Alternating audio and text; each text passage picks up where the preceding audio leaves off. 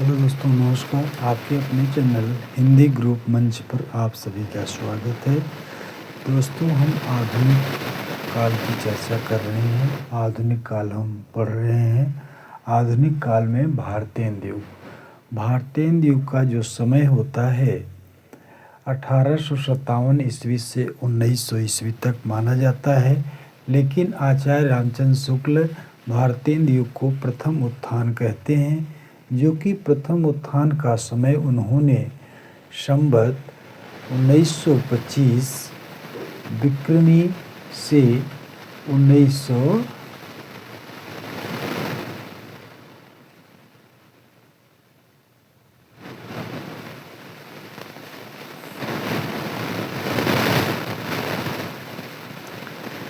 तो दोस्तों नमस्कार। आपके अपने चैनल हिंदी ग्रुप मंच पर आप सभी का स्वागत है।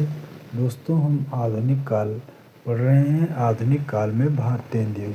कल हमने भारतेंदु हरिश्चंद्र जी को पढ़ा। आज हम पढ़ेंगे बद्रीनाथ चौधरी प्रेमघन, जो कि इनका उपनाम प्रेमघन के नाम से हम जानते हैं।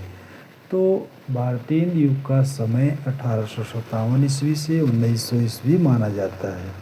लेकिन आचार्य रामचंद्र शुक्ल जी भारतेंदु युग को प्रथम उत्थान के नाम से अभिहित किया है, जो कि इनका समय जो है 1900 संवत 1925 से संवत 1950 मानते हैं। लेकिन जब उसको हम सन में परिवर्तित करते हैं तो 1868 ईस्वी से 1893 ईस्वी तक भारतेंदु युग का समय माना जाता है, आचार्य रामचंद्र शुक्ल के अनुसार। यह कई बार एग्जाम में पूछा गया है। तो आइए हम देखते हैं। बद्रीनाथ चौधरी प्रेमघन का जन्म 1855 ईस्वी में मिर्ज़ापुर में हुआ था।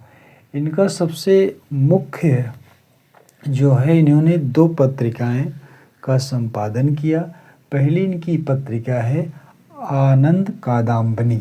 आनंद कादम्बिनी कैसी पत्रिका है? तो मासिक पत्रिका है, जो कि 1881 ईस्वी में आई थी। इनकी एक दूसरी पत्रिका है नागरी नीरद। नागरी नीरद के नाम से 1893 ईस्वी में आई थी। यह पत्रिका इनकी साप्ताहिक थी। यहाँ से प्रश्न कई बार बना है। पत्रिका पूछते हैं कि यह साप्ताहिक है या मासिक है, इसलिए यह बहुत इम्पॉर्टेंट हो जाती है। तो भारतेंदु युग में जो है सभी लमसम जितने भी कवि थे सभी पत्रकार थे। कुछ न कुछ वो पत्रिकाएं अपनी प्रकाशित करते थे। तो आइए देखते हैं। बद्रीनाथ चौधरी प्रेमघन जी ने काव्य लिखा है, नाटक लिखा है। तो काव्य में इनके कई काव्य हैं, जैसे युगल मंगल स्रोत, बिंद्र पंचक, प्रीतर विलाप, शुक्राश्रबिंदु, होरी की नकल, मन की मौज, प्रेम पीयूष वर्षा, सूर्य स्रोत, हास्यबिंदु, हार्दिक हर्षादर्श, लालित लहरी, आनंद अरुणोदय, मयंक महिमा। जो मयंक महिमा इनकी है यह खड़ी बोली में है। जीर्ण जनपद, अलौकिक लीला, इनके 2 प्रबंध काव्य हैं। जो अलौकिक लीला है इनका अपूर्ण ग्रंथ है। ठीक।